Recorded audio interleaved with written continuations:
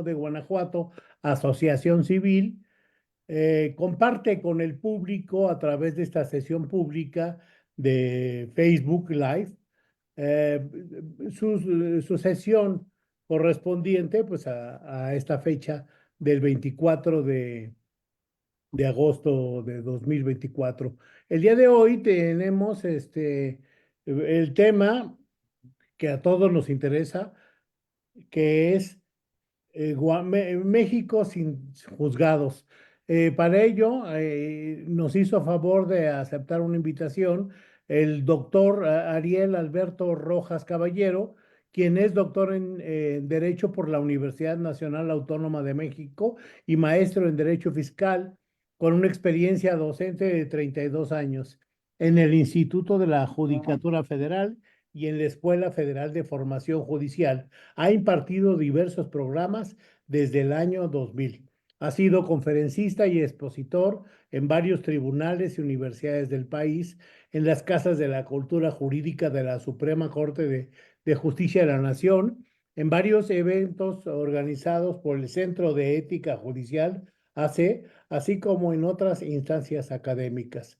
Autor de 12 libros sobre ética judicial, derechos humanos, control constitucional, historia del derecho mexicano, jurisprudencia y administración de órganos jurisdiccionales.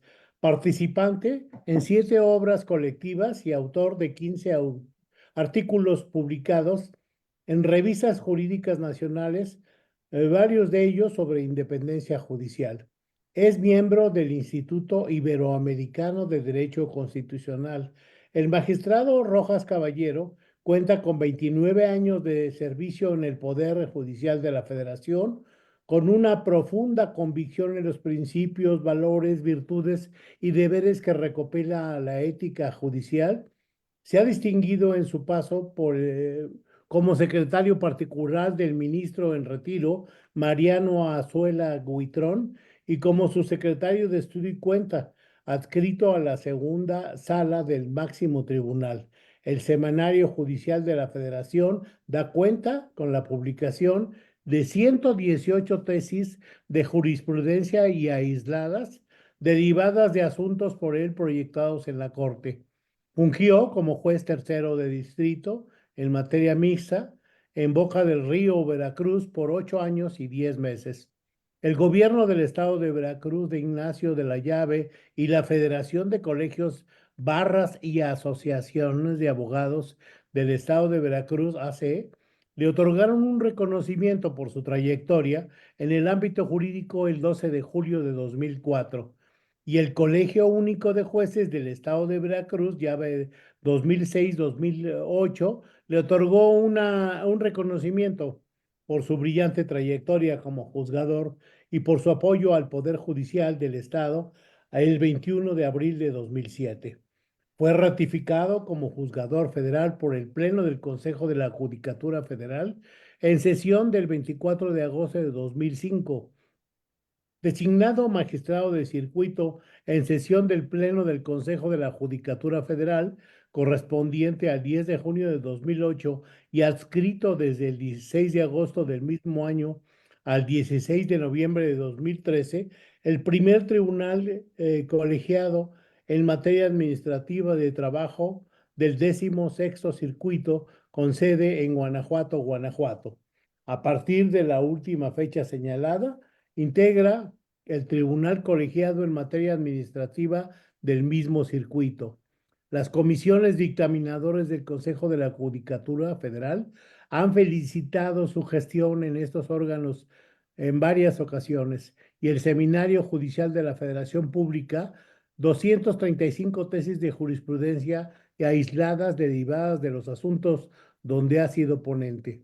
El Colegio de Abogados de León, AC, le otorgó un reconocimiento por su trayectoria en el ámbito académico y judicial el 12 de julio de 2018.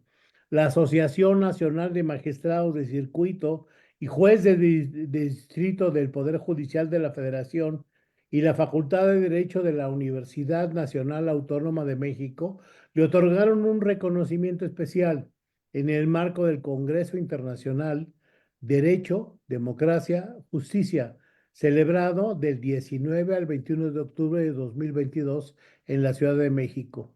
La Directiva Nacional 2022-2023 de la misma Asociación Nacional le otorgó un reconocimiento en el marco de su Asamblea General Ordinaria celebrada el 3 de enero de 2022, y la Asociación Nacional de Magistrados de Circuito y Jueces de Distrito egresados de la Universidad Michoacana San Nicolás de Hidalgo, AC, le entregó el reconocimiento al mérito jurídico magistrado Leonel Castillo González el 30 de octubre de 2021 por su destacada gestión como director nacional de dicha asociación durante el periodo 2020-2021, dado los resultados obtenidos al participar de forma inédita en la llamada reforma con y para el Poder Judicial, a lograr la modificación sustantiva tanto en la enmienda constitucional como de sus leyes reglamentarias para adecuarla a los estándares internacionales en materia de independencia judicial,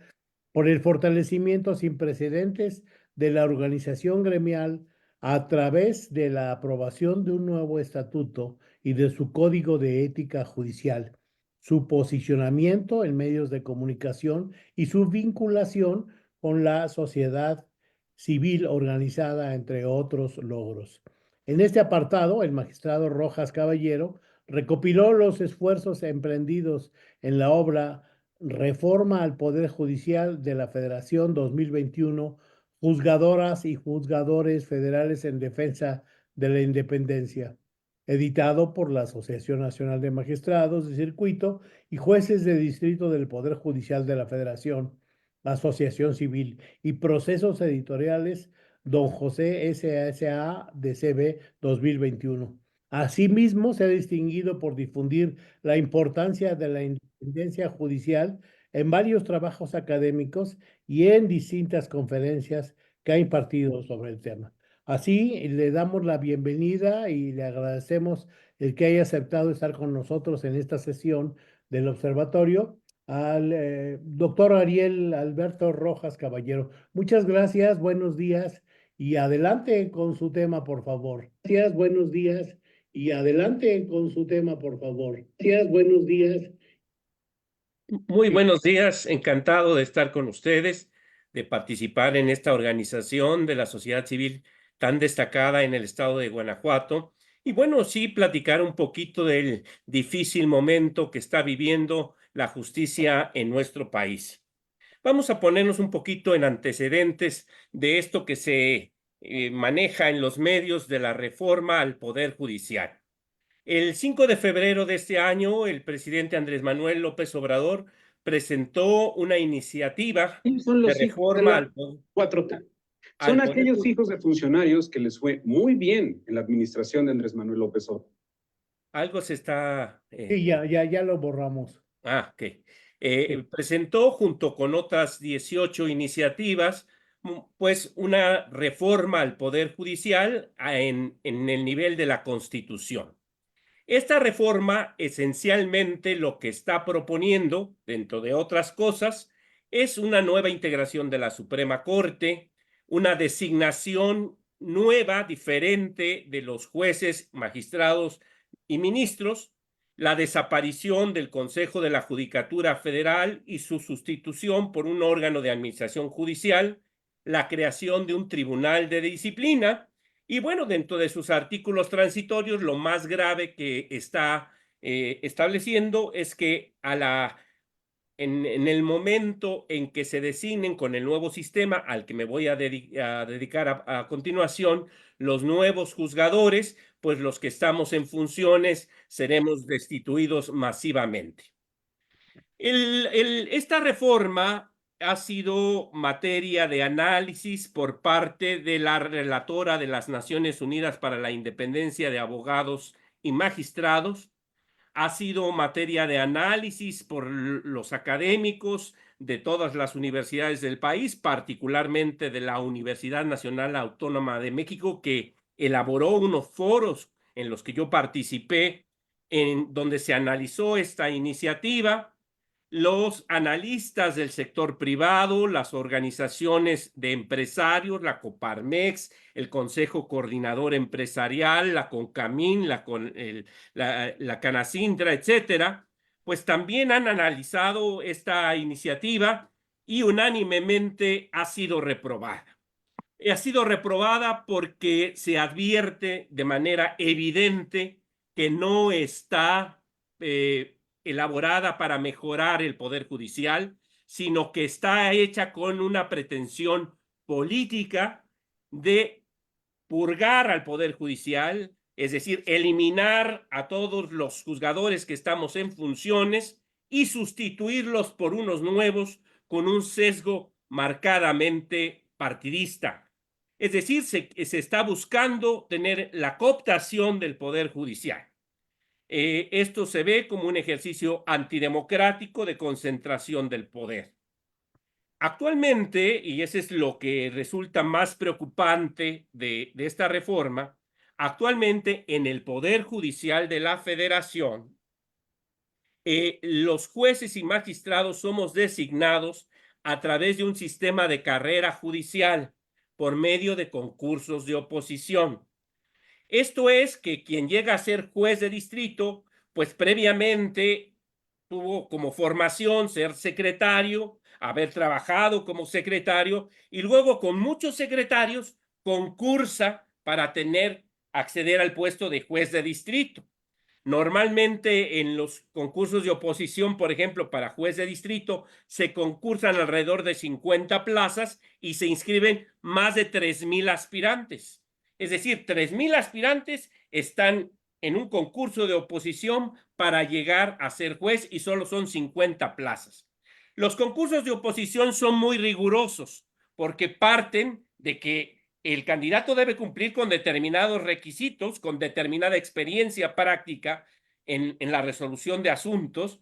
Y luego, bueno, pues hay una primera parte que es un examen teórico, después viene un examen de un caso práctico y finalmente la última etapa es un examen oral frente a un sínodo en el que participa pues un consejero de la judicatura, un juez o un magistrado ratificado, e incluso se ha invitado a estos concursos académicos para dar participación también a la sociedad.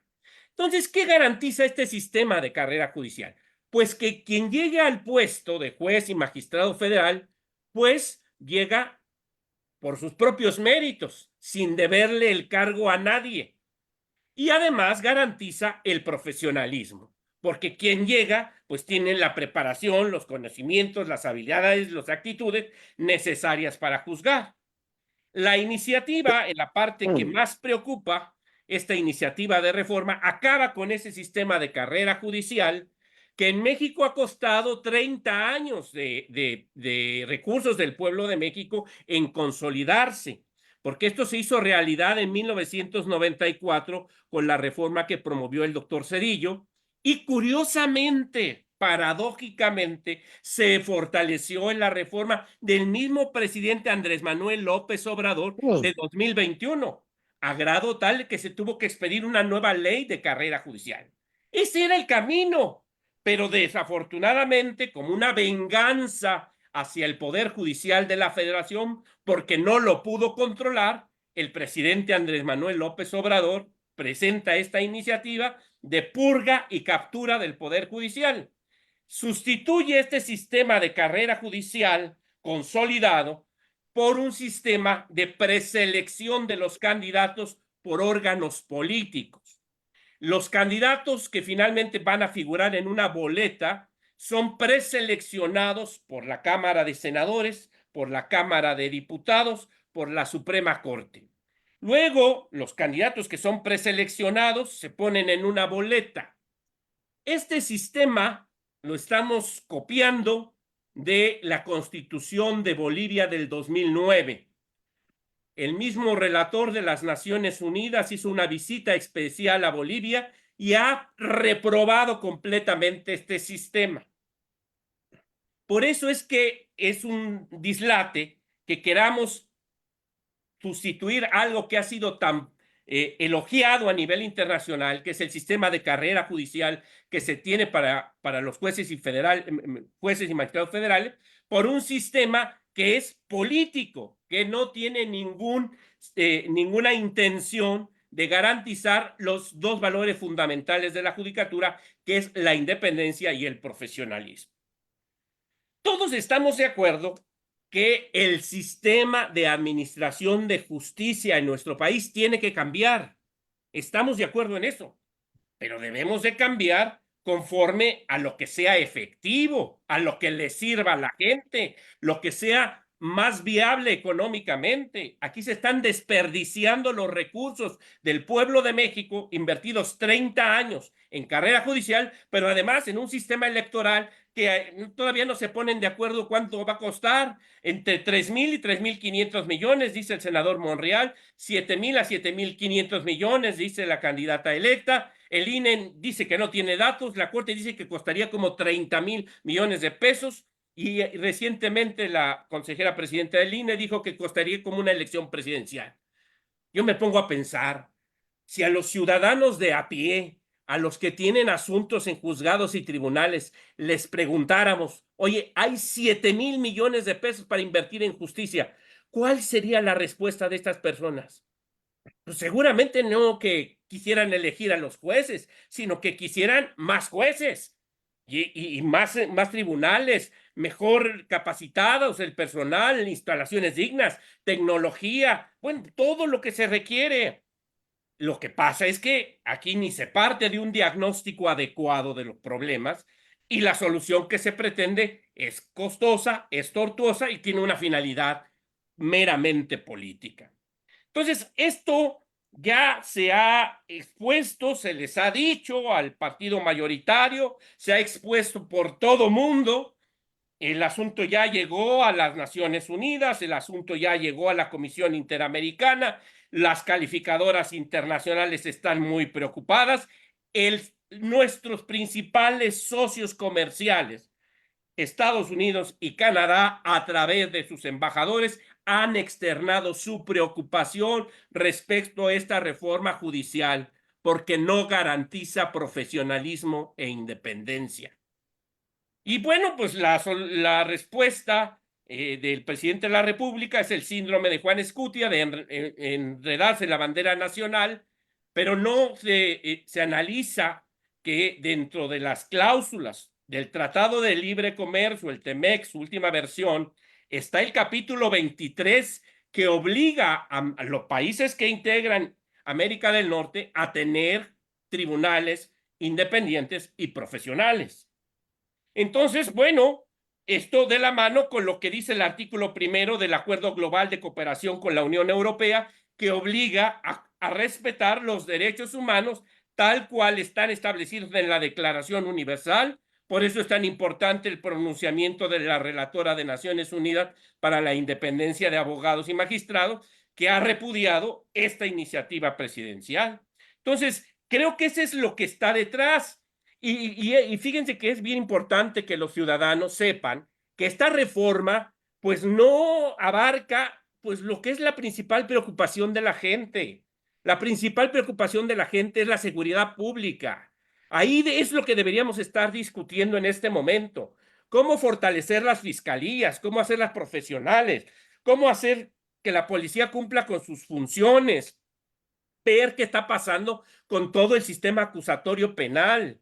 Eso creo que es lo que deberíamos estar discutiendo en este momento, pero bueno, pues está clara que la intención no es de mejorar lo que hacemos jueces y magistrados, sino lo que se trata es de, a través de esta venganza del presidente, pues purgar y cooptar al Poder Judicial. Entonces, desafortunadamente, el Congreso de la Unión convocó a unos diálogos que fueron diálogos de sordos, porque los planteamientos que tanto los trabajadores del Poder Judicial como el Colegio de Secretarios y Actuarios, como nuestra Asociación de Jueces y Magistrados, pues no fuimos escuchados, a grado tal que en el dictamen que se está circulando por parte de la Comisión de Puntos Constitucionales, pues todavía la cosa se pone todavía peor, porque ahora pues va a ser por tómbola la selección de los candidatos, ¿verdad? Y perversamente se están dando ciertos estímulos para que los magistrados actuales del Tribunal Electoral se queden hasta el 2027 y para que los ministros de la Corte renuncien y se puedan ir con su haber de retiro. Entonces, evidentemente, esto no es para ayudar a México. Yo lo he dicho en varias entrevistas, en varias conferencias. Esta iniciativa la hizo alguien que no quiere a México y la van a apoyar personas que no quieren a México. Y por eso es que en el Poder Judicial de la Federación nos fuimos a un paro nacional. El 21 de agosto se vino dando este paro en diversas localidades y ya el 21 de agosto se hizo a nivel nacional. Todos los juzgados y tribunales del Poder Judicial de la Federación estamos en un paro de labores indefinido porque no hemos sido escuchados, porque estamos viendo con grave preocupación esta concentración del poder de forma totalmente desbordada. Y quiero llamar la atención de la ciudadanía, que no solo está esta iniciativa dictaminándose en la Comisión de Puntos Constitucionales, sino que está otra más grave, que aumenta el catálogo de delitos que ameritan prisión preventiva oficiosa, es decir, prisión sin sentencia, cárcel sin sentencia, y se aumenta el catálogo de delitos, entre ellos hasta la defraudación fiscal. Se militariza la seguridad pública, pasando la Guardia Nacional a la Sedena, ya en rango constitucional, porque no le salió como quería el presidente en una ley secundaria. Y otra cuestión muy grave, la desaparición de los órganos constitucionales autónomos, que como en el Poder Judicial son garantes de algunos derechos humanos. Entonces, ¿qué estamos viendo en este panorama? Un gravísimo retroceso democrático en nuestro país, porque además está proponiendo también en otra iniciativa la desaparición de los diputados plurinominales, la modificación y limitación de las actuaciones del Instituto Nacional Electoral. Pues bueno, lo que estamos viendo es el fin de nuestra democracia, en una palabra. En el caso del Poder Judicial estamos muy preocupados porque finalmente los derechos de los mexicanos, de las mexicanas, están garantizadas a través del juicio de amparo, que es nuestra competencia fundamental en el Poder Judicial de la Federación. En el momento en que haya jueces del bienestar que le deban el puesto al régimen, pues este sistema pues, no va a servir para nada. Yo lo he dicho, es la muerte del derecho, porque finalmente, si el que va a resolver el juicio al final del camino no es un juez independiente y profesional, sino es un juez del régimen, pues el derecho no sirve para nada. Va a ser toda una cuestión, porque además hay otra cuestión hermosísima en esta iniciativa, que hay un tribunal de disciplina que va a sancionar a los jueces y magistrados que fallen contra el interés público. El 46.3% del 1.400.000 asuntos que resolvemos al año en el Poder Judicial de la Federación son asuntos administrativos, son asuntos contra el Estado. Pues sí, lógicamente, pues esos jueces que estén resolviendo estos asuntos contra el Estado, pues tendrán la espada de Damocles del Tribunal de Disciplina. Y todas las demás garantías jurisdiccionales que garantizan la independencia se echan a perder con esta iniciativa. Por eso creo que debemos estar muy preocupados de que esta pretensión autoritaria siga creciendo en nuestro país, que esto se apruebe ya en definitiva en la Comisión de Puntos Constitucionales, para que en el mes de septiembre, de forma totalmente apresurada, sin ningún decoro político, el presidente quiera imponer, el presidente López Obrador imponer a su candidata estas reformas que son verdaderamente regresivas para nuestro país. Yo creo que esto debe llamar la atención, por eso el paro que hemos decretado en el Poder Judicial de la Federación, pues es tan relevante para la vida nacional, y pues hemos visto con mucha satisfacción que desde luego las organizaciones empresariales, las organizaciones de la sociedad civil, los colegios, barras y abogados, las universidades se han pronunciado en apoyo de nuestro movimiento. Y esto, bueno, pues viene de la mano de que estamos defendiendo la verdad estamos defendiendo los derechos de los mexicanos que van a ser gravemente conculcados si se aprueba esta iniciativa del presidente con o sin sus modificaciones. Y quisiera dejar aquí mi participación para poder atender pues algunas preguntas que seguramente ustedes tendrán. Sí, cómo no. Doctor Rojas, no menciona usted, porque parece ser que no es importante, que al pueblo mexicano le preocupa el equilibrio de poderes, pero yo creo que sí le preocupa el equilibrio de poderes, porque durante sexenio de López Obrador, los únicos momentos de justicia que hemos visto han sido cuando los jueces obligan al Ejecutivo a que se acate, se apegue a la norma, ¿no? Yo creo que eso es importante, ¿o no? ¿Usted qué opina? No, desde luego. Yo no sostengo que a la gente no le interese el tema. No, yo creo que sí tenemos que ser autocríticos en el Poder Judicial de la Federación, en el Mm, sentido de que no hemos sabido comunicar a la sociedad de forma adecuada, pues lo ujú, que hacemos. Y hay una gravísima desinformación, una manipulación de la información, pues todas las mañanas, y contra eso es muy difícil claro. poder avanzar en los temas. Creo que una de las consecuencias pues favorables de este movimiento es que la gente ya se está dando cuenta de lo que hay detrás de todo esto, qué es lo que se hace en el Poder Judicial de la Federación. Mire, una cuestión muy importante porque dentro de la narrativa que el presidente está construyendo en contra de nosotros, del Poder Judicial, en ese discurso de odio, que por cierto, también la relatora de las Naciones Unidas ya le mandó una recomendación por ese discurso de odio en contra de los jueces y magistrados. Porque es muy fácil desde la tribuna presidencial lanzar una serie de aseveraciones que son manipulaciones, son mentiras. Algo tan sensible. Yo creo que si las personas usuarias del servicio de administración de justicia, los verdaderos usuarios, se manifestara, pues creo que las cosas cambiarían mucho.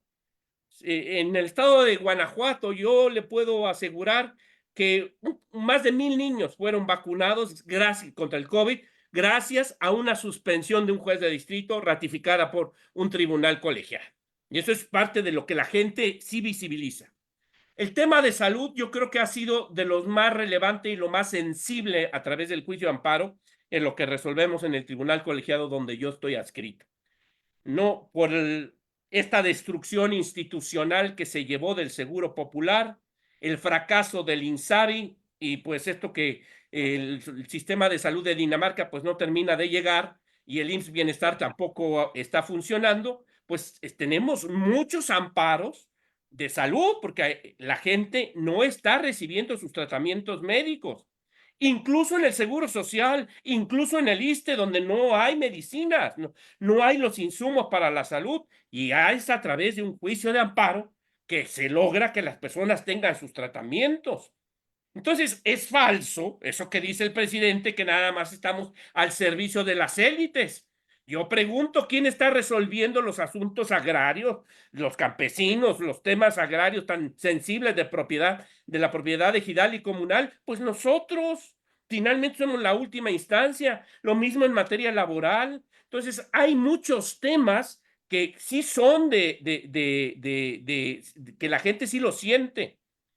Curiosamente, fíjese que incluso en la iniciativa se hace mención esto. Cada año, el Consejo de la Judicatura Federal elabora un estudio de percepción de la calidad de los servicios que prestamos juzgados y tribunales federales. En último, el de 2023, dice que los verdaderos usuarios, a través de más de 9,000 encuestas, los verdaderos usuarios califican nuestros servicios de excelente y bueno en 96.1%. La percepción de corrupción es del 1%, que está dentro del margen de error estadístico. Esa es la realidad del Poder Judicial. ¿Por qué cree que nos están defendiendo las barras y colegios de abogados? Pues Claro. precisamente porque sabe que al final Todo aquí, todos los entuertos de otras instancias, aquí es donde se endereza. Por eso es que los abogados están de nuestro lado, igual que las escuelas y facultades de derecho. Muy bien. Adelante, Carlos, por favor. Sí, gracias. Gracias, magistrado, por aceptar nuestra invitación. Es muy interesante lo que está usted exponiendo. Pero, a ver, yo lo que siento es que en el mundo de los abogados, pues los términos los entendemos bien y no tenemos problemas. Pero sí considero que hay que explicar un poco más algunos conceptos que son fundamentales. El primero es poder judicial. La realidad es que una gran cantidad de ciudadanos no tienen idea de lo que es el poder judicial y aparte se confunde con la procuración de justicia, con la policía, etcétera. El otro concepto es el del amparo. Para la gente, generalmente el amparo es un instrumento que jueces probablemente corruptos le dan a alguien para que no vaya a la cárcel y que por de malas maneras se consigue y hay toda una negociación ahí. Esa es la percepción que tienen en el asunto de los amparos. Entonces, este concepto de poder judicial, de amparo, y yo agregaría también la función del juez. Ahorita ya lo está definiendo usted, pero bueno, entonces, ¿qué hacen los jueces? Entendemos que esto viene desde muy atrás, desde Grecia y Roma incluso, pero entre la gente no se entiende esto. ¿Para qué sirve esto? Nosotros sabemos que es para que no vayan a la cárcel, punto. Y es un poder federal, pues ¿cuántos poderes hay? Porque no entendemos. Yo creo, yo pienso que hay una gran ignorancia respecto a esta función. No sé si nos pudiera ayudar aclarándolo un poco para la gente que va a estar viendo esta parte de la sesión del Observatorio Ciudadano de Guanajuato. Sí, con mucho gusto. Y normalmente así empiezo yo las entrevistas diciendo, el Poder Judicial, pues son jueces, magistrados y ministros, el caso del Poder Judicial de la Federación, que resolvemos juicios. Particularmente en el caso del Poder Judicial de la Federación, nuestra competencia es el juicio de amparo, que no solo protege los derechos de libertad personal, sino también todos los derechos humanos, entre ellos el derecho a la salud, el derecho al agua potable, el derecho a la igualdad y no discriminación, todas las libertades de tránsito, de expresión que tiene la Constitución y los tratados internacionales en materia de derechos humanos. Entonces, esa es nuestra competencia. Al Poder Judicial de la Federación no le pertenecen las fiscalías, la Fiscalía General de la República, no le pertenecen las policías, no le pertenecen los servicios periciales. Nosotros somos jueces, magistrados y ministros. Poder Judicial de la Federación se integra por una Suprema Corte, por plenos regionales, por tribunales colegiados de circuito, tribunales colegiados de apelación, juzgados de distrito, centros de justicia penal federal, tribunales laborales federales. Tenemos además un centro para todo lo que tiene que ver con autorización de intervención de comunicaciones privadas, etcétera, en materia penal, pero el órgano que administra juzgados y tribunales es el Consejo de la Judicatura Federal. Así como hay un poder judicial de la Federación, hay 32 poderes judiciales de los estados que tienen un Tribunal Superior de Justicia como máxima instancia y juzgados de primera instancia. En algunos estados hay incluso hasta juzgados menores. Entonces, más o menos esta es la estructura del Poder Judicial. El Poder Judicial es uno de los 3 poderes de la Unión junto al Ejecutivo, que es el presidente de la República, y el legislativo, en el caso federal, el Congreso de la Unión, depositado en 2 cámaras, de Cámara de Diputados, Cámara de Senadores. Entonces, creo que ahí tenemos el panorama un poquito de clases de civismo de secundaria que deberíamos de manejar muy bien todos, ¿verdad? Pero desafortunadamente eso hay que partir de la realidad. algún asesor en materia de comunicación nos dijo, tienen que deslindarse de policías y de fiscales. Incluso en algunas mantas, la que pusimos aquí en el edificio sede de Guanajuato, dice así: dejen de mentir, no somos fiscales, no somos policías, no somos corruptos, porque pues ahí están los estudios de percepción de la calidad. El combate a la corrupción sí es una realidad, no es un discurso en el Poder Judicial de la Federación. Hay toda una estructura, hay mecanismos, incluso quejas anónimas, donde hay una persecución real a la corrupción. Y ahí está el informe del ministro Saldívar, donde él da las cifras de cómo operan los sistemas de combate a la corrupción. Y esos mismos instrumentos son los que están vigentes en este momento. Entonces, él dice que realizó una limpia del Poder Judicial con esas instituciones siguen funcionando en este momento en el Poder Judicial. Entonces, sí creo que tenemos que hacer un gran esfuerzo de comunicación para esto y sobre todo que la gente también, el siguiente tema, es que el juicio de amparo sirve para reivindicar, para poder plantear la violación por parte del Estado y sus autoridades de los derechos humanos de las personas, de todos los derechos humanos, no solo el de la libertad personal, ¿no?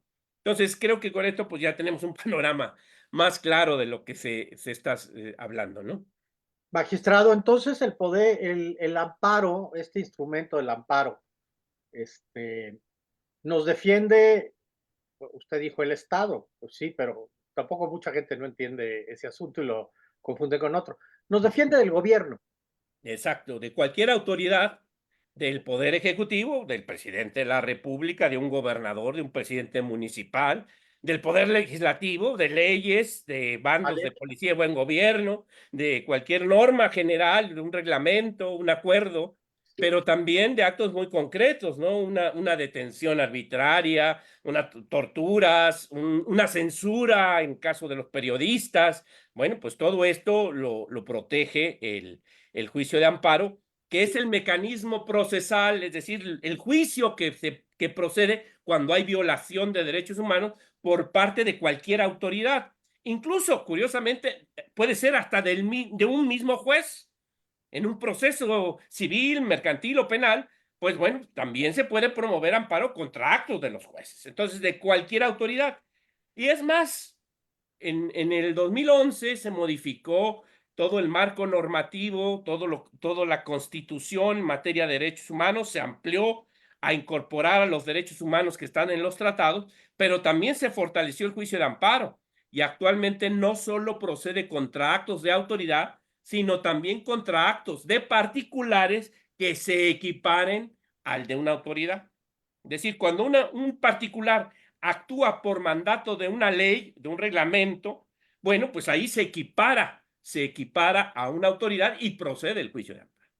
Entonces nos protege, para cerrar el asunto, este juicio nos protege de los abusos de los gobernantes, de las autoridades. Así es, cualquier Yo creo que violación es de derechos. importante, ¿no? Claro, ¿no? El juicio de amparo se creó en la Constitución yucateca de 1841 por Manuel Crescencio Rejón, luego se incorporó a nivel federal en el Acta Constitutiva y de Reformas, se llevó a la Constitución de 57, se reincorporó en la de 1917.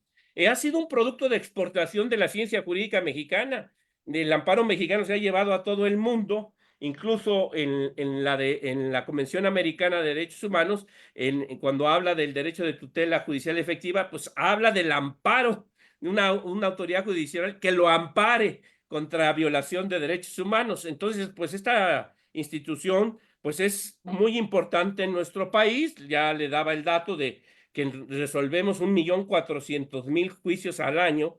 Entonces, pues en todas las materias, y principalmente en materia administrativa, contra actos de las autoridades del Poder Ejecutivo, que es lo más grave, ¿no? que estamos viendo. O sea, este número quiere decir que tenemos al año más o menos 1.400.000 intentos de abuso. Pues sí, pero bueno, a veces la cuestión es muy técnica, ¿no? Porque puede ser, en el caso del amparo directo que se promueve contra las sentencias de última instancia, es decir, contra lo que resuelve el Tribunal Superior de Justicia en materia penal, en materia civil, en materia mercantil, los ahora tribunales laborales, federales y locales, también su última sentencia se revisa a través del juicio de amparo directo. Y ahí se alegan violaciones básicamente a temas de legalidad. O sea, que la ley no se aplicó o no se interpretó adecuadamente, que no se valoraron las pruebas, que esta prueba no le diste el valor que debía ser. Bueno, eso se revisa en amparo directo. Incluso también en amparo directo se puede plantear la inconstitucionalidad de la ley que se está aplicando. Entonces, bueno, pues por eso es que es tan grande el universo de lo que se maneja a través del juicio de amparo en sus dos vías, porque hay una vía que es directamente en el juez de distrito, el amparo indirecto, y el que es de conocimiento de los tribunales colegiados, que es el amparo directo contra sentencias de última instancia.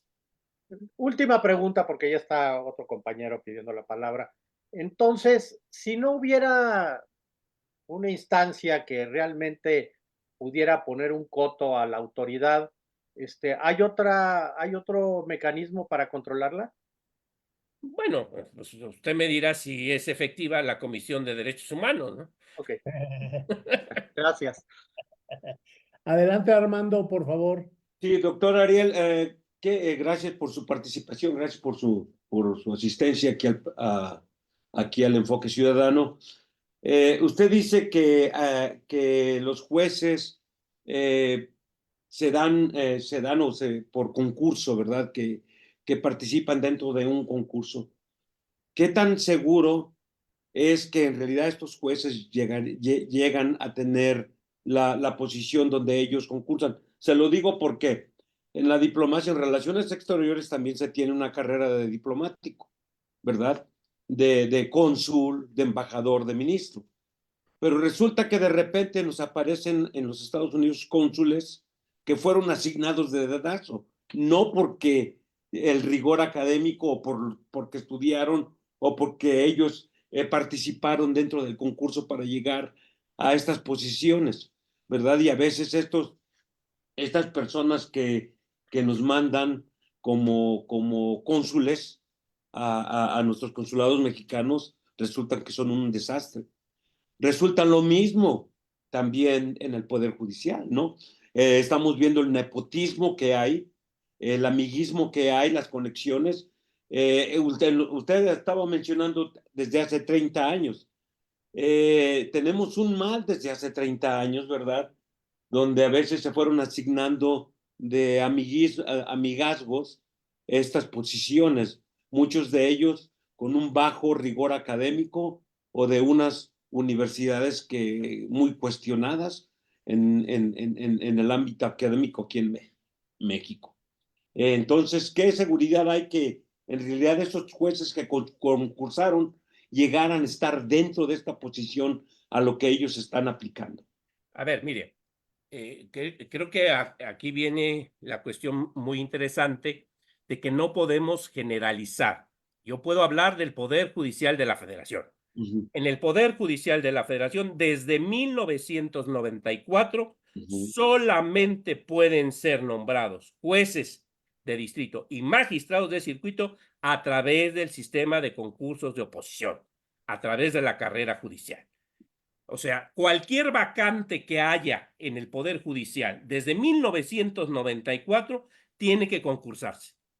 Lo que se hace es que el Consejo de la Judicatura normalmente hace 3 o 4 concursos al año, concursa en cada certamen 50 plazas y, bueno, se escribe un universo más o menos de 3,000 personas que tienen ciertos requisitos, ciertas experiencias, y el sistema ha garantizado profesionalismo e independencia, porque además, pues ya en el puesto, pues está sujeto a una evaluación permanente, porque hay 2 visitas ordinarias de inspección a los juzgados y tribunales, hay el sistema de quejas administrativas, cualquier persona se puede quejar y se hace una investigación si hay méritos o no. Entonces, A diferencia del servicio exterior mexicano, pues aquí sí es a fuerza. O sea, no hay otra manera de designar jueces y magistrados. En algunos estados, en los poderes judiciales de algunos estados, se lleva a cabo el sistema de carrera judicial, pero nada más para jueces de primera instancia. Para el Tribunal Superior de Justicia no. Lo deseable es que el sistema de carrera judicial llegara hasta el Tribunal Superior de Justicia, porque pues ya sabemos que ahí impera lo que usted dice. Y ahí estoy yo de acuerdo con usted. Yo creo que la reforma deseable, la reforma que necesitamos, es fortalecer el sistema de carrera judicial y que ningún juez, ningún magistrado federal o local pueda llegar al puesto si no es a través de un concurso de oposición muy riguroso como los que tenemos en el Poder Judicial de la Federación. El nepotismo, porque están sacando un estudio, en la ministra del Pueblo, la ministra Lenia Batres, dice que hay un gravísimo problema de nepotismo en el Poder Judicial de la Federación.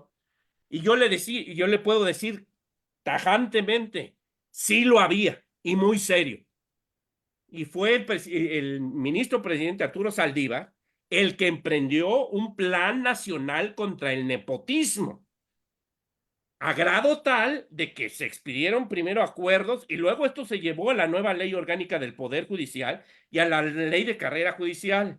Él mismo, en su último informe como presidente de la Corte, él dice que terminó con el problema. Entonces, no vengan ahora los morenistas y sobre todo el ministro Saldívar a decir que está lleno de nepotismo cuando él mismo presumió en su informe anual, cuando terminó sus 4 años como presidente de la Corte, de que terminó con el nepotismo. Y yo le puedo decir que efectivamente, yo era director de la Asociación Nacional de Magistrados de Circuito y Jueces de Distrito y en eso sí lo apoyé, porque sí era un grave problema. Pero fortaleciendo el sistema de carrera judicial, pues esto ya no puede ser una realidad. ¿Por qué? Porque hasta para ser oficial administrativo, que es el primer cargo de la carrera judicial, tienen que llegar por concurso. Entonces, con esto se garantiza que el nepotismo se acabó en el Poder Judicial. Desde el primer puesto, el de oficial administrativo. No se diga para ser actuario, para ser secretario, para ser juez, para ser magistrado. O sea, creo que esa es la fortaleza que tenemos en el Poder Judicial de la Federación. Yo mismo estoy convencido que si de alguna manera en la Suprema Corte hubiera el mismo sistema de carrera judicial, otro gallo nos cantaría. Yo creo que ahí es donde está un problema muy serio.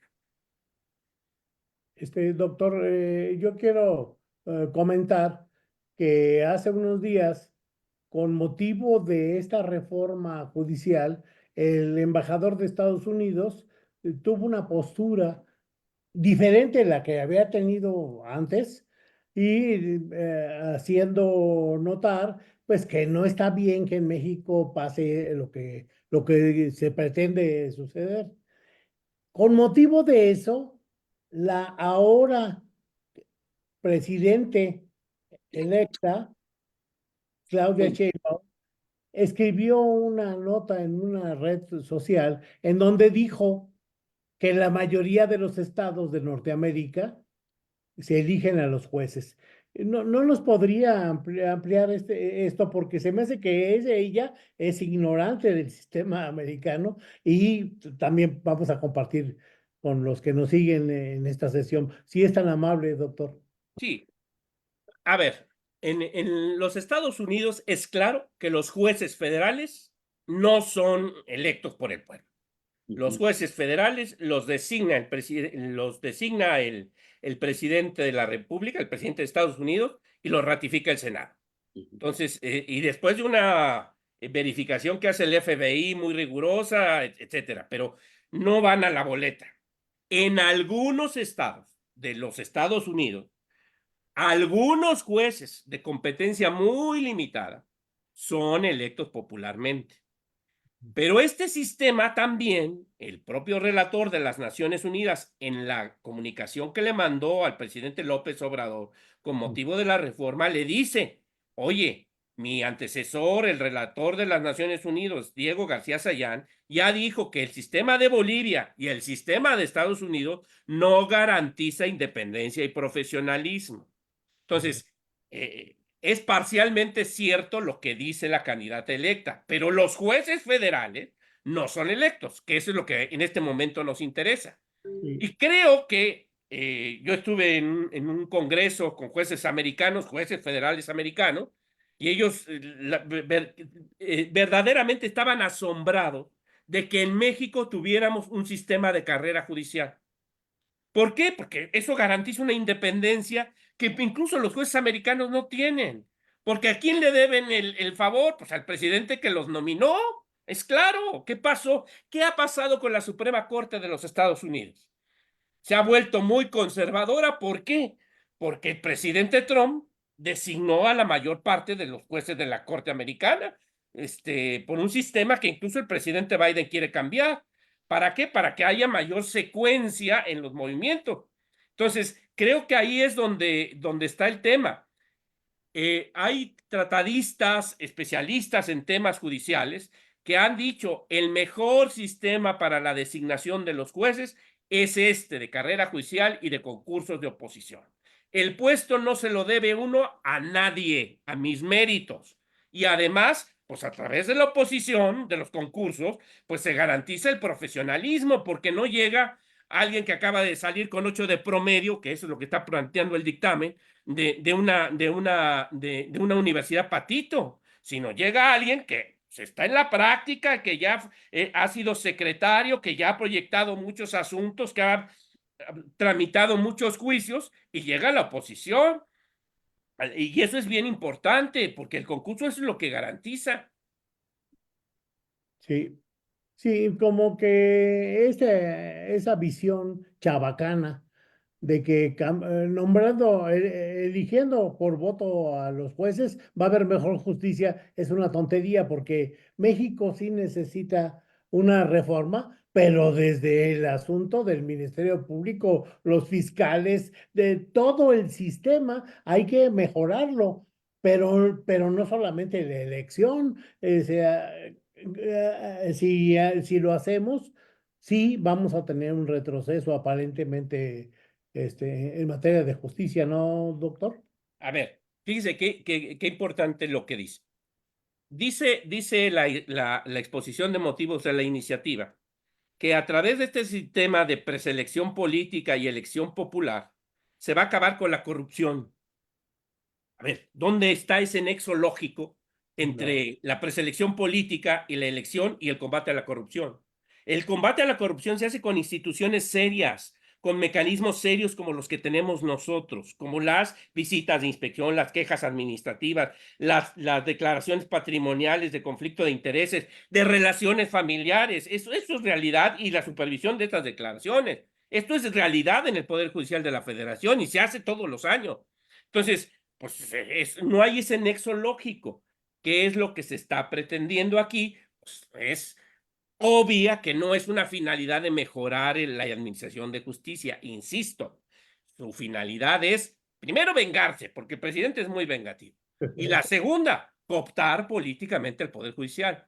Pero a ver, desde el punto de vista del derecho constitucional, es claro que el senador y el diputado pues sí tiene que representar los intereses de sus electores. Es un mandatario directo del pueblo. ¿Por qué? Pues hace campaña. Tiene que representar pues, a los agricultores de su región, a los empresarios de su región, a las centrales sindicales de su región, etcétera. Está claro. Esa es su chamba. Es un representante popular y por eso es que la elección es correcta. Lo mismo podemos decir del presidente de la República, de un gobernador, de un presidente municipal. Tiene que captar los intereses de su comunidad, del pueblo que lo está eligiendo. Curiosamente, en los jueces es al revés, porque nosotros tenemos que resolver con independencia. ¿Y esto qué involucra? Que debemos de tratar a las partes igual, en forma igual, sin darle ninguna ventaja a ninguno. Y de forma muy objetiva. Le tenemos que dar la razón a quien la tenga. Entonces, pues eso amerita que pues yo no puedo no puedo ser representante popular, no puedo hacer campaña porque me debo a mis electores. A Claro. veces, ¿qué pasa en Estados Unidos, por ejemplo, con este sistema en algunos estados? Pues que los grupos de interés, grandes despachos de abogados financian las campañas de estos jueces. Por eso el relator ha dicho, este es un sistema terrible. Pero además ya lo alertó el embajador americano. El crimen organizado va a apoyar, va a presionar o va a amenazar candidatos a jueces para cuando se necesite. Eso es lo más grave de esto. Por eso es el dislate, la locura. Jesús Silva Márquez le denominó a esta iniciativa de reforma judicial la marcha de la locura. Yo la comparto. Es la marcha de la locura. Adelante, Carlos Arce, y luego Armando, por favor. Sí, nada más por lo que externó ahorita, magistrado, Sí.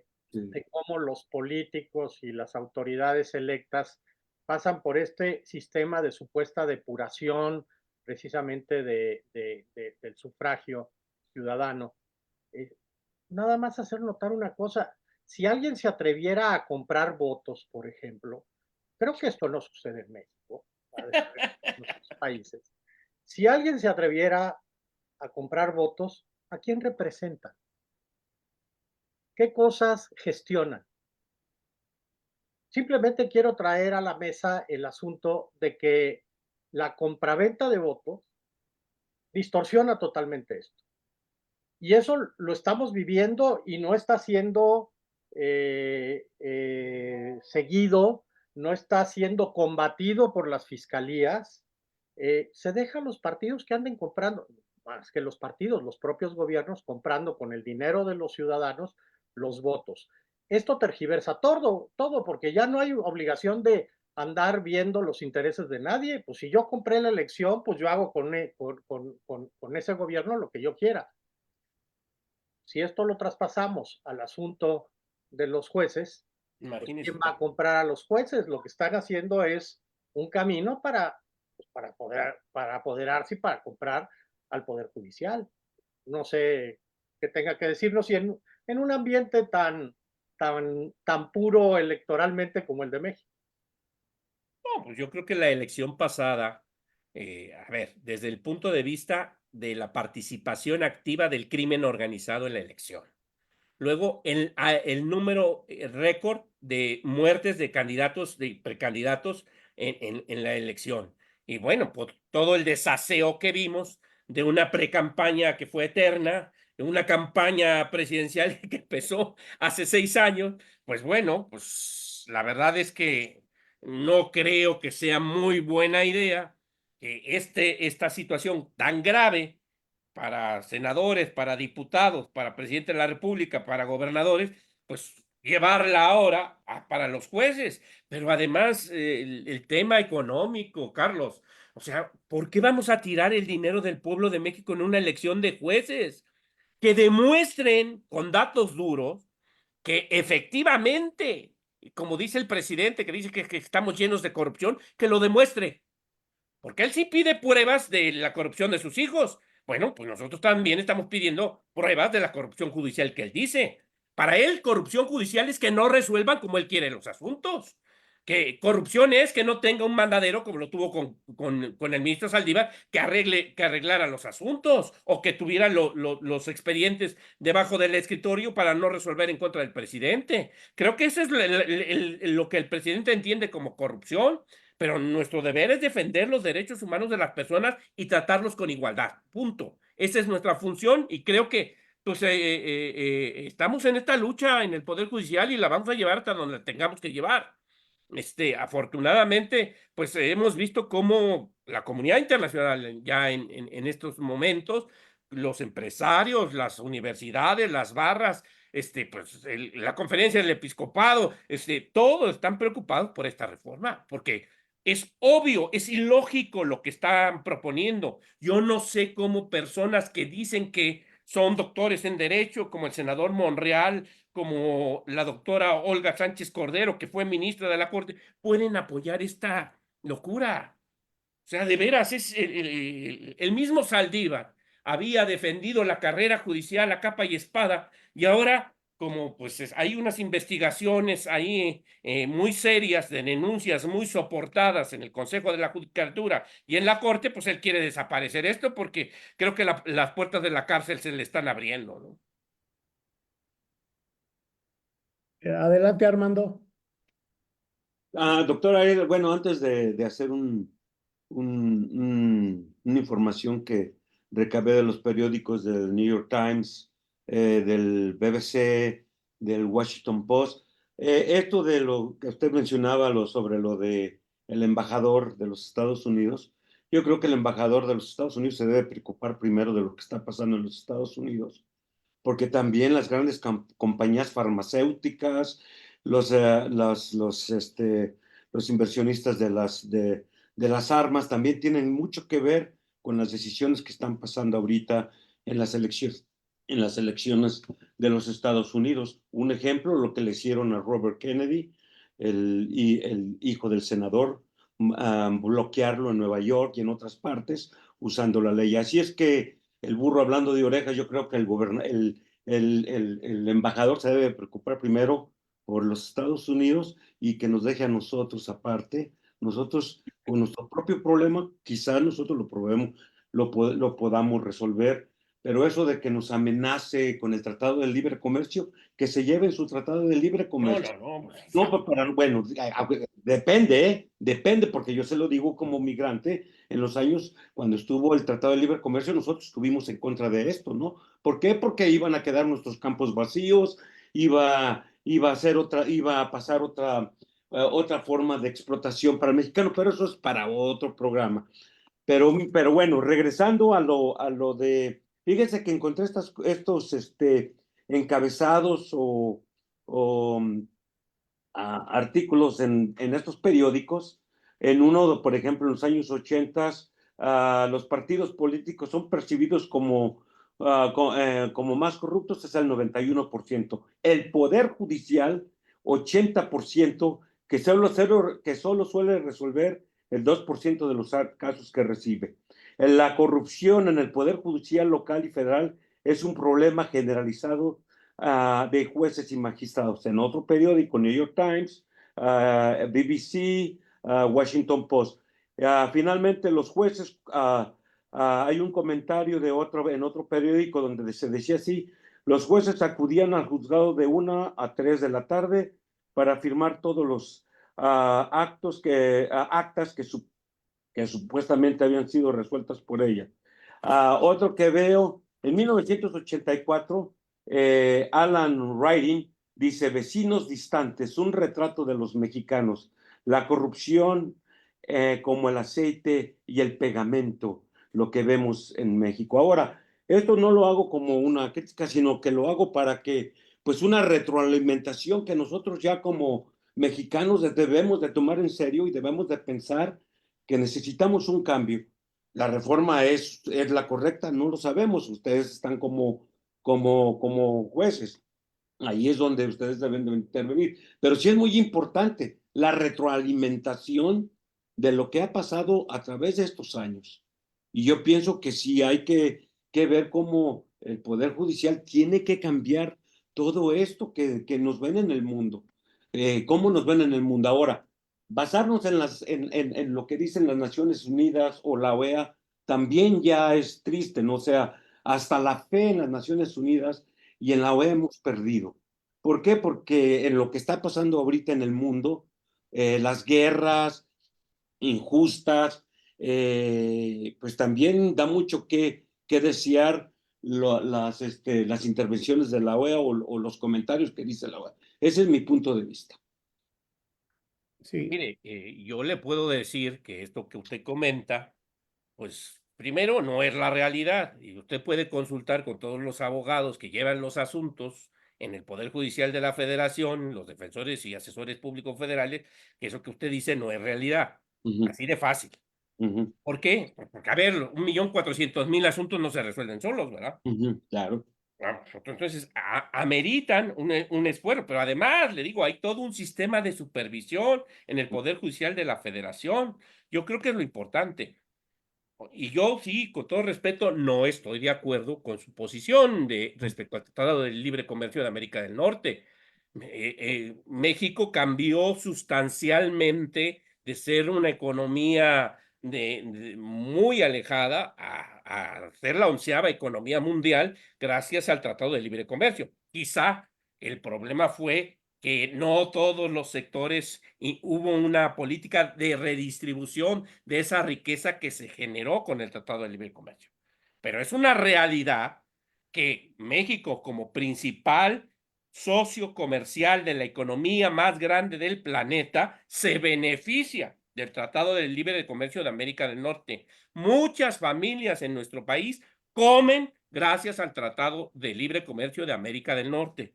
Por eso es que, pues sí, creo que el embajador norteamericano que responde a los intereses de compañías que están trabajando bajo ese marco del Tratado de Libre Comercio, que le dijeron al secretario de Estado, oye, estamos preocupados porque no va a haber jueces independientes ni profesionales para resolver litigios complejos, pues es lógico que como socios comerciales, pues lo que le pase a tu socio, pues te tiene que preocupar. Yo le pregunto, si usted tuviera en un negocio con algún socio y algo le pasara a su socio, pues también le preocupa a usted. Lo mismo es en el caso de América del Norte.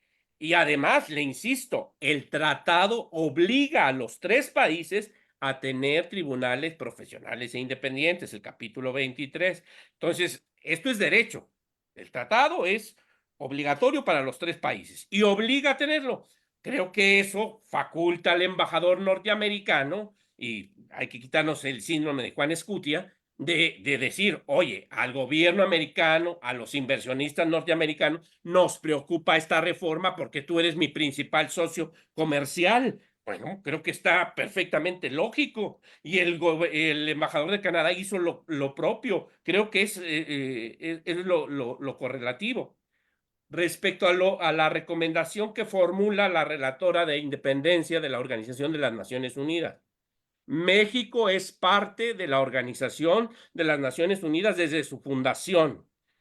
Uno de los órganos más importantes de la ONU es el Consejo de Derechos Humanos, que es el órgano más importante en materia de derechos humanos del planeta. El Consejo de Derechos Humanos se auxilia a través de relatores especiales en muchas materias y para muchos países. El tema de la justicia tiene un relator especial, Margaret Satterthwaite, que es la actual relatora, y ese asunto lo llevamos nosotros. Le dijimos, oye, hay esta iniciativa y hay estas preocupaciones. La relatora hace un documento de 20 páginas perfectamente soportado con derecho internacional, con estándares internacionales, diciendo todos los problemas que tiene la iniciativa.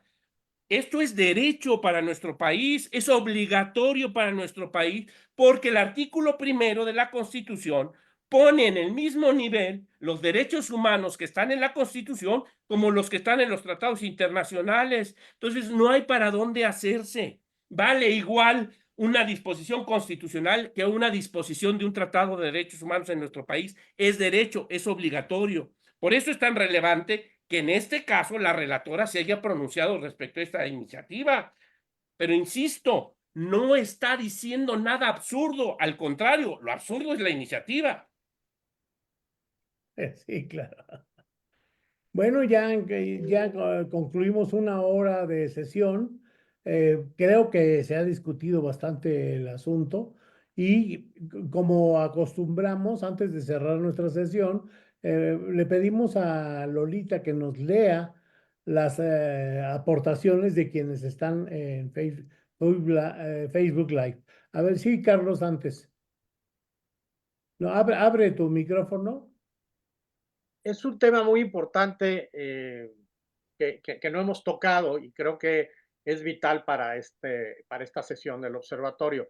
Sí. Que nos explique el magistrado qué sucede cuando no tenemos juzgados, cuando se ponen en paro y no hay servicios en cuanto a resolver los temas judiciales. ¿Qué va a pasar? ¿Qué sucede? ¿Qué referencias tenemos de paros así de este tamaño de jueces y magistrados a nivel federal? Y ya apuntó un poco de la parte de la justicia estatal, pero pues ahí como que sí necesitamos echarle una buena shineada, porque los señores gobernadores longa manus tienen para meterle, ahí sí pueden nombrar al primo y a la compañera de notaría como presidenta, etcétera, O la etcétera, esposa del fiscal y a la esposa del fiscal. Pues digo, hay que ser muy serios en esto y cortar completo el bistec, ¿no? sí, qué importante tu pregunta, Carlos. Mira, con ese mismo profesionalismo que tiene el Poder Judicial de la Federación, se tomó la determinación de que el paro sí es, digamos que parcial, porque estamos conscientes que hay asuntos particularmente graves de violación de derechos humanos que tienen que ser atendidos. Entonces, ya hay una circular 16/2024 del Pleno del Consejo de la Judicatura Federal que nos dice qué asuntos son los que estamos tramitando como urgentes y que se están ventilando en los juzgados y en los tribunales. Te puedo adelantar que los asuntos penales se siguen tramitando. Centro de Justicia Penal Federal sigue trabajando normalmente porque es la libertad la que está en juego. Los amparos que se promueven con temas de privación ilegal de la libertad o desaparición, etcétera, también se están tramitando normalmente. Todos los amparos de salud, que son un número importantísimo en el estado de Guanajuato, se están tramitando normalmente. Los asuntos de migrantes, los asuntos de grupos vulnerables, problemas de suministro de agua potable, de energía eléctrica, de adultos mayores, se siguen tramitando normalmente. Entonces, incluso hay un sistema de guardias, particularmente se está atendiendo a la gente, se le está informando la situación y además, pues se le está llevando a donde debe ventilar su asunto y esperemos que haya prudencia. Yo quiero aprovechar esta última intervención para relatar, pues, dos antecedentes a nivel mundial que son muy importantes. El más reciente fue en Israel, donde el primer ministro Benjamín Netanyahu promovió una iniciativa de reforma para limitar al Tribunal Constitucional. Es muy similar a lo que estamos viviendo aquí. Pero el pueblo de Israel se manifestó y con la presión de las manifestaciones en las calles, de la resistencia del Poder Judicial, es que se pudo desechar esta iniciativa. En Polonia se quiso hacer lo mismo y el pueblo junto con sus jueces limitaron el alcance de esta reforma e incluso hizo que la Unión Europea impusiera multas diarias al gobierno polaco por estas purgas que iba a hacer en el Poder Judicial. Entonces, es muy importante el apoyo de la sociedad en esto. Creo que he explicado lo que está en juego, toda esta intención de concentración del poder, de retroceso democrático, de retroceso a nuestros derechos. Por eso yo pido a la sociedad que se sumen a esta lucha que estamos llevando nosotros. Mañana tenemos el domingo, sí, mañana domingo 25, tenemos una marcha que convocamos a la sociedad que nos apoyen. En León se va a llevar del Arco de la Calzada a las 11 de la mañana al Zócalo, a la plaza principal. En todo el país se están haciendo estas movilizaciones. Sí necesitamos el apoyo de la sociedad civil para convencer al grupo mayoritario, a Morena y sus aliados, de que esta es una verdadera locura y es un retroceso democrático y seguir presionando porque creo que la presión de los inversionistas, la presión de los mercados, la presión de nuestros socios comerciales deben hacerlos entrar en razón de que esto es una verdadera locura.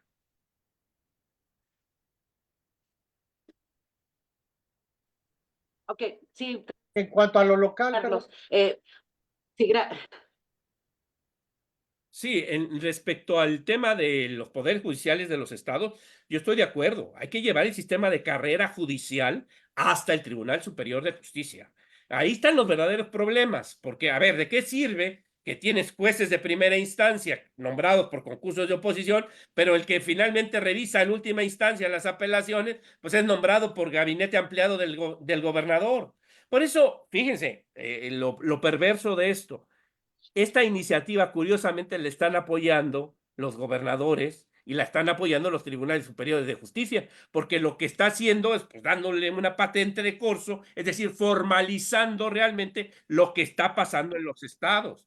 Por eso allá no hay tanta oposición.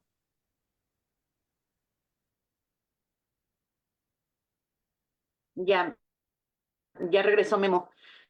Ahora sí, Memo. Sí, es que se fue la luz aquí en mi casa. Adelante, Lolita, si quieres leer las participaciones del público para que las escuche el doctor Rojas. Sí, gracias, Memo. Antes que nada, pues, saludando a mis compañeros y sobre todo al invitado a esta sesión de observatorio, doctor Ariel Rojas Caballero, un gusto que esté con nosotros. Yo la verdad no tuve intervención en esta ocasión porque, le soy sincera, yo no conozco mucho de leyes, no estoy muy metida en todo esto. Sin embargo, pues agradezco esta explicación y el por qué están ustedes en contra de esto, son la oposición de esto que está proponiendo el señor presidente de la República. Yo nada más quisiera hacer una pregunta, a lo mejor va a ser una pregunta tonta, pero sí me gustaría hacerla, doctor Ariel, antes de continuar con la lectura. ¿Cree usted que si no hubiera tantos beneficios? Yo sé que impartir justicia es difícil, y se lo digo como maestra de preescolar, que yo no podía decir en un concurso de los niños, por decir algo, un concurso, un disfraz, y que la mamá se esmeraba en un niño y en el otro no, nomás le ponía una máscara. Yo no podía decirle al niño, tú no te llevas el premio. Yo premiaba a todos por igual. Pero yo sé que esto es en cuestión de educación y en cuestión de valores para los niños, pero eso es diferente. Yo sé que el compromiso que ustedes tienen como en su trabajo, como magistrados, como jueces, de impartir justicia es difícil, ¿sí? Y bueno, hay muchos temores, están amenazados, bueno, sin fin, o sea, están arriesgando hasta su propia vida y la de su familia. Pero cree que si no hubiera tanto beneficio como el pago de gasolina, automóviles, pago de renta, no sé, me confunden porque hay preguntas y hay comentarios referente a eso. ¿Qué tan cierto es? ¿Cree que sí valdría la pena la gente concursar? Concursar, no la iniciativa que está haciendo el presidente, pero sí lo que se hacía del concurso para llegar con su carrera, eh, llegar a ser magistrados o ser jueces. No sé qué opine usted de esta pregunta, a lo mejor tonta, pero no sé. A ver, pero es que me perdí. El tema es respecto es que manejó dos ideas. Primero lo de los concursos y luego lo de los sueldos y carros y no sé qué, qué otras cosas dijo usted. Pero no me perdí. ¿Cuál es la pregunta en concreto? Que si usted considera que habría esa apertura y mucha gente estaría interesado realmente de vocación, a eso me refiero, de vocación a concursar, si se les quitara todos esos privilegios de concursar para ser magistrados o jueces. A ver, yo creo que algo que es muy importante es partir de la realidad socioeconómica, de la realidad de las cosas. El presidente ha querido construir una narrativa de que en el Poder Judicial hay excesos de gastos, que hay una serie de privilegios y esto. La verdad es que creo, yo voy a hablar por lo que conozco, por los jueces y por los magistrados. Nuestra remuneración no se ha elevado en 15 años. Es la misma remuneración. Entonces, y la verdad creo que para los conocimientos, las habilidades que se requieren y la carga de trabajo que se tiene, creo que es una remuneración adecuada. Es falso que nos den a todos carros, eso es inexacto, eso no es cierto. Solamente los jueces penales y algunos jueces penales tienen carros blindados por obvias razones. Ya nos han matado varios jueces. Eso es obvio que tienen que tener carro blindado y escolta, pero no todos lo tenemos, afortunadamente, porque yo no podría vivir con escoltas y con carro blindado y cosas parafernalias de esas. Entonces, sí creo que una de las fortalezas que tiene el Poder Judicial de la Federación es que sí paga adecuadamente a su personal. Creo que esa es una de sus fortalezas, porque de nada serviría tener un marco normativo, leyes, reglamentos, acuerdos muy bonitos, si en la realidad pues no se tiene pues una remuneración adecuada de las personas. ¿Qué garantiza tener una remuneración adecuada de las personas? Pues que los mejores profesionistas van a querer integrarse al Poder Judicial de la Federación, y eso va de la mano de profesionalismo y va de la mano de independencia, porque en la medida de que tienes una remuneración adecuada, pues no necesitas andar centaviando como policía de crucero, ¿verdad? La verdad es que hay que partir de la realidad. Desafortunadamente, el gobierno federal, pues dice, es que nadie puede ganar más del presidente. Sí, pero el presidente vive en un palacio y no paga un solo centavo de nada. La Corte ya lo dijo en una acción de inconstitucionalidad, que el salario del presidente debe integrarse todo lo que tiene a su disposición las 24 horas del día. Algunos analistas dicen que pues eso equivaldría más o menos a 6 millones de pesos. Esa es la remuneración real del presidente. 6 millones mensuales y no los 128,000 pesos que dice que él gana. Nosotros estamos muy por debajo de esa situación. Se tiene que pagar bien si queremos combatir la corrupción, se tiene que pagar bien si queremos tener profesionistas de excelencia, se tiene que pagar bien si queremos tener jueces independientes. Creo que el gran problema de esta narrativa de pauperización de las instituciones es que pues se ha institucionalizado en muchas instituciones del poder público, pues los sobrecitos amarillos, ¿verdad? Esa es la realidad. Adelante, Lolita, por favor. Muchas gracias. Sí, ahora sí continúo con las preguntas, con los comentarios y preguntas. Elliot Quiroz dice, extiendo un fraterno abrazo al doctor Ariel y estamos con él, estamos con el Poder Judicial Federal y que se respeten los derechos laborales adquiridos. Híjole, se me fue. Adquiridos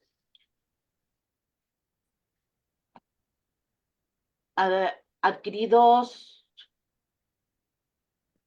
por nuestros queridos colegas secretarios, jueces, magistrados. Perdón, tope donde tope. No queremos jueces del bienestar recién egresados, populares o subsidiados por la delincuencia organizada para alcanzar la boleta electoral. Nuevamente, Elio Quiroz dice, más tribunales en lugar de pagar renta de casas para jueces y magistrados. Nuevamente, Elio dice, la selección de jueces y magistrados por sorteo o votación es una tontería absurda. Apoyo el paro de labores, aunque perdamos el dinero los litigantes, perderemos más.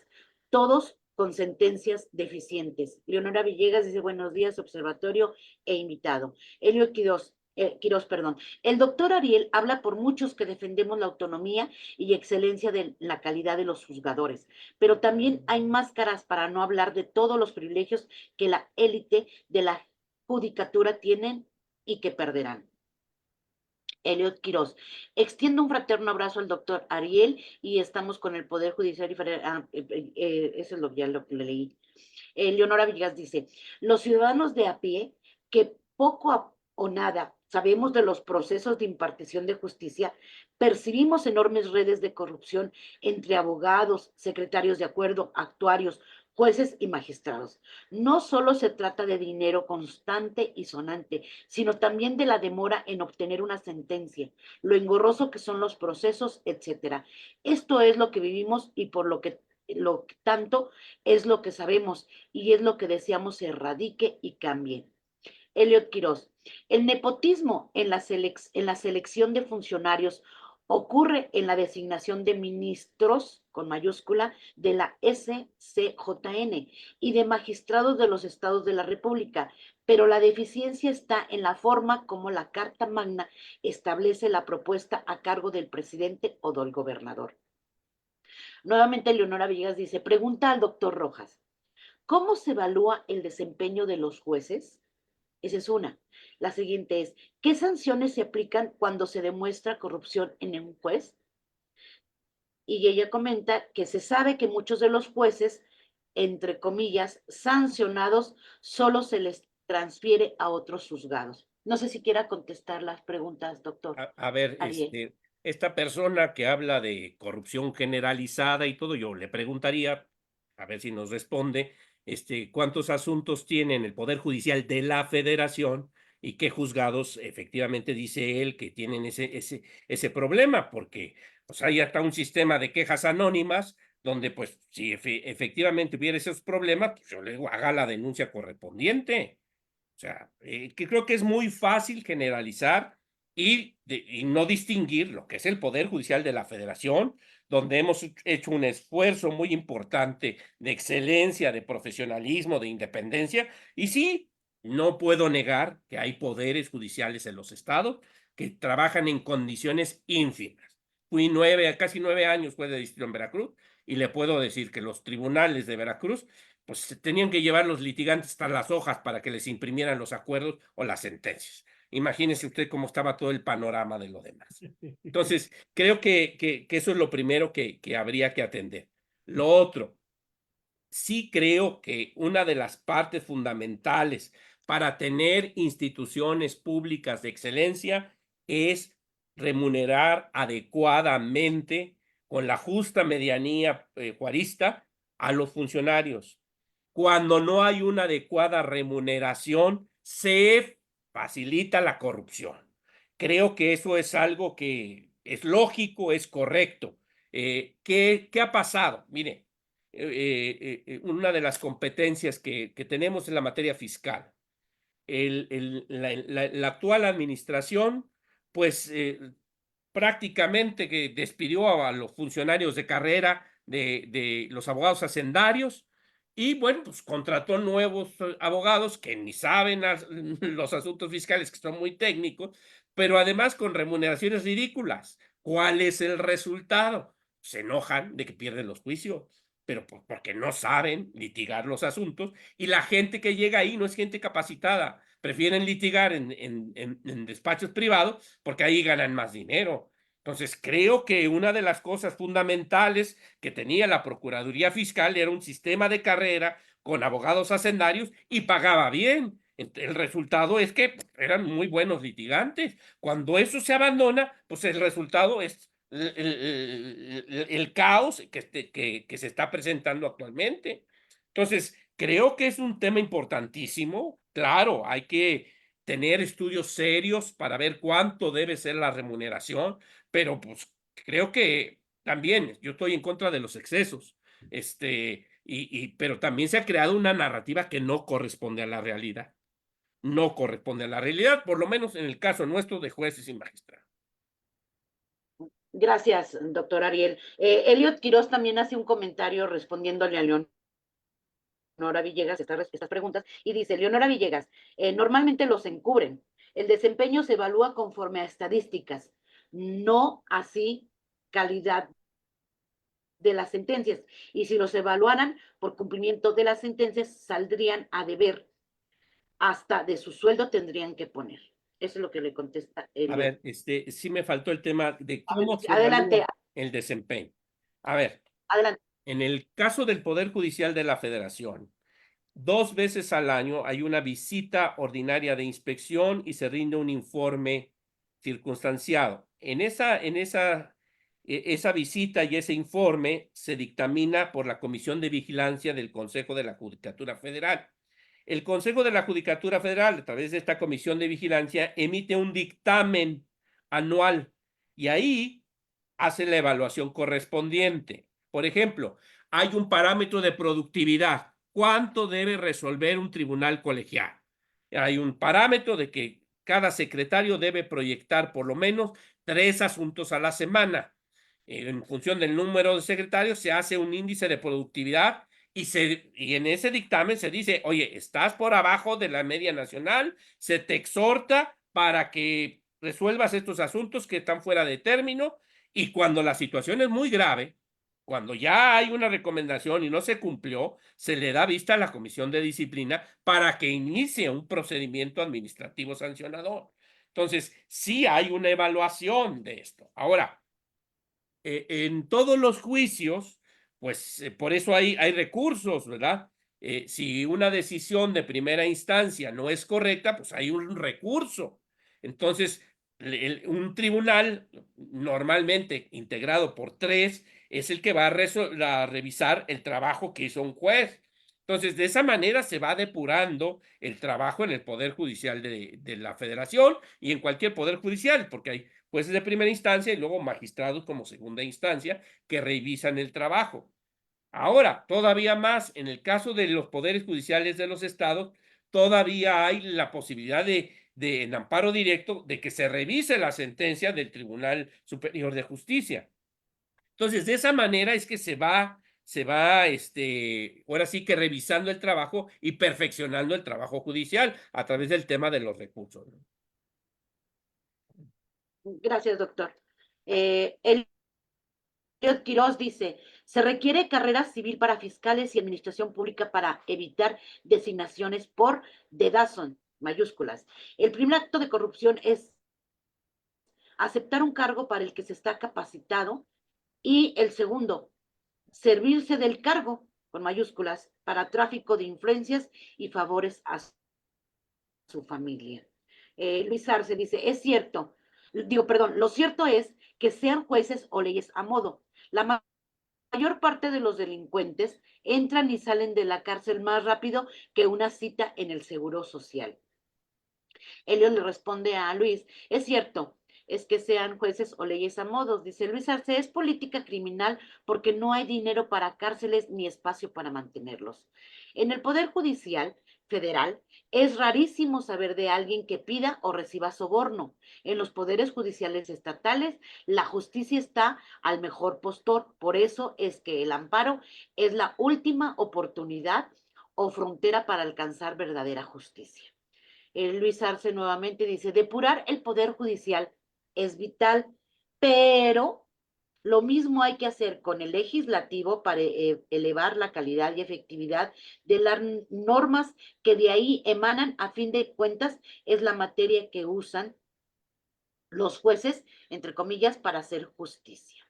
Elio le responde, exámenes psicológicos y psiquiátricos para todos los funcionarios públicos y aspirantes, medicarlos, la oposición y ascenso por méritos, la mejora salarial y estabilidad laboral fuera de cambio de color político. Leonora Villegas, pregunta al invitado, al doctor Ariel, ¿cuáles son las contrapropuestas de la presidenta Piña? A ver, No sé si quiera contestar, doctor. sí, claro, ¿no? Con mucho gusto. Fíjese que la presidenta Norma Lucía Piña Hernández, junto con los ministros y los consejeros, convocaron a unos diálogos para elaborar una agenda nacional sobre seguridad y justicia.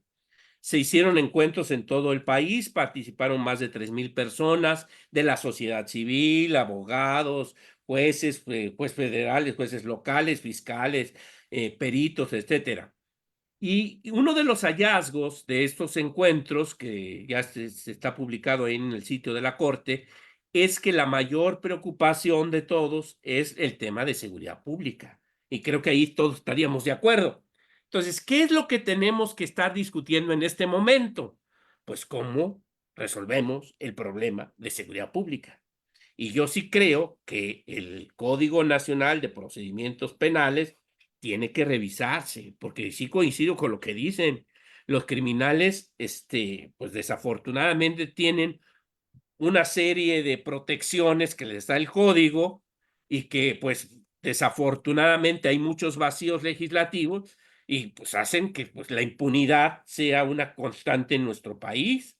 Entonces, sí creo que hay que revisar el sistema penal, hay que fortalecer las fiscalías, hay que darle recursos a las fiscalías y el tema, crear una verdadera carrera en las fiscalías, porque el tema es que me dicen mis compañeros del Centro de Justicia Penal de que llega un equipo de abogados con unas camionetonas, ¿verdad? A las audiencias, son audiencias públicas, se ve que son abogados muy preparados, muy bien pagados, a defender al inculpado. Y del otro lado llega un chamaquito como fiscal que le acaban de dar la carpeta y que no tiene ni idea de cómo funciona el sistema acusatorio. Así están las cosas. Y luego se queja el presidente que por qué salen libres los delincuentes, por las debilidades institucionales que tiene la Fiscalía y por un deficiente marco normativo en el Código Nacional de Procedimientos Penales que hay que revisar intensamente porque no le está sirviendo a la sociedad. Y luego también la política de lucha contra el crimen, esta política de abrazos, no balazos, ha llegado al extremo tal de cifras sorprendentes de cómo la Guardia Nacional ha venido disminuyendo el número de detenciones y puestas a disposición. Son más de 123,000 miembros de la Guardia Nacional que nada más están gastando diésel, porque las cifras, en la última es de que cayó de un año a otro en 63% el número de detenciones y puestas a disposición. Entonces, es claro que nada más están gastando diésel. Entonces, no le están sirviendo a la sociedad. Creo que eso es lo que es la prioridad número uno. La extorsión ya es un impuesto ciudadano en todo impuesto criminal, impuesto a los pequeños y medianos empresarios, a las tortillerías, hasta los boleros, los taxistas tienen que pagar derecho de piso. Eso no puede ser. En los alimentos que compramos, yo le aseguro que hay un 10 o un 15% que estamos pagando adicional por las extorsiones a los productores agrícolas. Lo vimos con el tema del limón en Michoacán, pero nada más es una muestrita de todo lo que está del tema de la extorsión. Es gravísimo. Creo que dicen los americanos que el 30% del territorio nacional lo controla el crimen organizado. No, yo creo que no es el 30%. Yo creo que es un porcentaje mayor. Eso es lo que deberíamos estar discutiendo en este momento. Creo que esas son las prioridades legislativas, atender el tema de seguridad. Así lo dicen también las calificadoras y los inversionistas, que no ven un clima adecuado de negocios en México porque no hay seguridad pública. Y ahora le quieren agregar inseguridad jurídica con jueces del bienestar, pues no sé a dónde vamos a dar. Gracias, doctor. Elliot Quiroz también le responde a Leonora Villegas. Dice, la oposición política defiende sus privilegios a costa de enmascarar la defensa de sus lujos atrás del peligro de la carrera judicial. Leonora Villegas dice, los privilegios, Lolita, me está comentando a mí, son, perdón, solo son para la élite judicial. Eso está sustentado por investigaciones periodísticas. Y lo mismo pasa en los otros dos poderes y no se diga en las entidades federativas. Leonora Villegas pregunta, ¿jueces anónimos? Es una pregunta, dice, ¿funcionaría? Sí, en las ocurrencias mañaneras salió el tema de los jueces sin rostro, ¿no? El tema es que habría que hacer un análisis de en qué condiciones quieren ponerlo, porque yo sí recuerdo que en Perú lo intentaron, en Colombia también ya lo intentaron, y creo que hay precedentes a nivel internacional de que no garantiza la adecuada defensa. Sería violatorio de estándares internacionales del debido proceso para una adecuada defensa. Había que hacer el análisis con más detalle y cómo lo quieren implementar, ¿no? Pero, a ver, el tema ahorita no es ese, el tema es que no hay voluntad política de combatir al crimen, así de fácil, y menos al crimen organizado. Ese es el tema, no hay voluntad política. Gracias. Se ofenden porque se llevan al capo más importante del mundo, se ofenden porque se lo llevaron a Estados Unidos. Bueno, pues ahí habla de que hay muchas cosas que están mal en este país y el tema de que no se combate al crimen. No hay voluntad política de combatir al crimen organizado. Gracias, doctor. Leonora Villegas dice, doctor, perdón, doctor, personalmente no tengo ningún asunto en el PJF. Lo más inmediato para los de a pie son los juzgados estatales, mismos que también serían reformados en caso de pasar la propuesta. ¿Cierto? Se me perdió. Ah, perdón. Cierto, generalizar no es válido, pero la justicia es una. La impartición de justicia es una. No se puede decir que yo soy impoluto porque soy federal, pero no puedo decir lo mismo de los demás jueces y magistrados del ámbito estatal. Pues yo qué le Leonora digo, Villegas. ahí sí, yo no puedo hablar de lo que no conozco. Yo si fuera litigante, yo tendría otra visión. Yo veo, por ejemplo, en el caso de Guanajuato, que es donde yo vivo, se han hecho muchos esfuerzos por parte del Poder Judicial Estatal. Creo que es un poder judicial, incluso en los estudios que hizo México Evalúa, es de los estados mejor calificados en su sistema de justicia, junto con Querétaro y Yucatán. Entonces, creo que, pero hay estados, sobre todo los del sureste, que están en una situación verdaderamente complicada en la administración de justicia, porque para los políticos es el patito feo. No hay presupuesto, no hay voluntad política de atender nada. En Jalisco también han hecho esfuerzos importantes, pero pues es una constante. Y sí, tiene razón, la percepción del ciudadano pues no distingue niveles, ni jerarquías, ni competencias.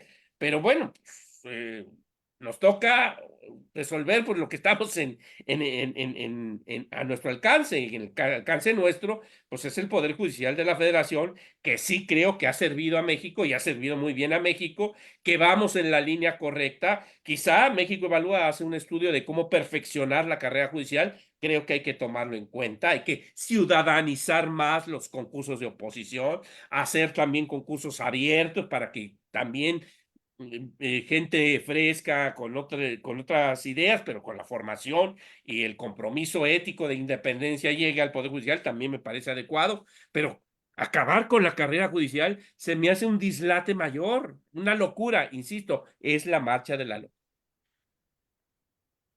Gracias, doctor. Leonora Villegas dice, aclaro, no estoy a favor del método de selección de jueces. Sin embargo, creo que sí se requieren reformas para que la justicia en México sea pronta, expedita y universal. De acuerdo. Sí, de que necesitamos una reforma, sí, necesitamos una reforma. Y yo le diría que, por ejemplo, la reforma que sería, y además lo ha peleado mucho la Comisión Nacional de Tribunales Superiores de Justicia de los Estados Unidos mexicanos, el 2% del presupuesto estatal debe destinarse a la administración de justicia. Y con eso empezaríamos a resolver los problemas. Ese y elevar la carrera judicial a todas las jerarquías judiciales y al Tribunal Superior de Justicia. Creo que eso sería maravilloso. Y bueno, le digo, ahorita en este momento creo Gracias. que la prioridad debería ser la seguridad pública. Así es. Leonora Villegas dice, Observatorio Ciudadano de Guanajuato, para darle continuidad al tema que es muy importante, inviten a algún magistrado y un juez del orden estatal. Eliot Quiroz, si tuviéramos candidatos a la República preparados como el doctor Ariel, seríamos potencia mundial, pero ponen caras bonitas y simpáticos y estar bien preparados no vende en las boletas electorales, eh, eh, sino de la oposición. Perdón, es que se me pierde, es que no deben de ser jueces vendidos. Dice, no venden en las boletas electorales. Por eso es que no deben ser jueces venidos de las boletas electorales, sino de la oposición, bien preparados. El doctor Ariel es una muestra de la excelencia intelectual y moral de nuestros juzgadores federales. Leonora Villegas dice, Guanajuato, Querétaro y Yucatán, estados panistas. Son todos los comentarios que tengo. Muchas gracias, Lolita. Gracias, Lolita, gracias, sobre todo a usted, doctor Rojas, por su participación, por su claridad de ideas, por su pasión con que trata el asunto de la justicia en México. Y quiero aprovechar, antes de despedirnos, para invitarlos mañana a las 10:30 de la mañana a la marcha en apoyo a la independencia judicial el domingo 25 a las 10:30 de la hora, saliendo del Caballito de la Presa a la Plaza de la Paz. Va a haber una marcha nacional y Guanajuato se va a manifestar. También quiero aprovechar para hacerlo, para que los que nos ven nos acompañen mañana en esa marcha nacional para apoyar a la independencia judicial. Y muchas gracias a todos mis compañeros que participaron en esta sesión. Muchas gracias. Gracias, encantado de estar con A ustedes. pronto, nos vemos.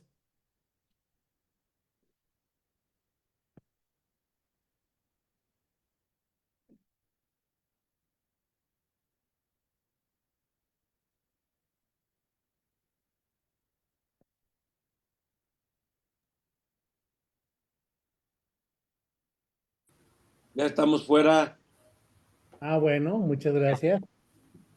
Muy buena presentación, muy buena. Tipo de primera, Memo, de primera.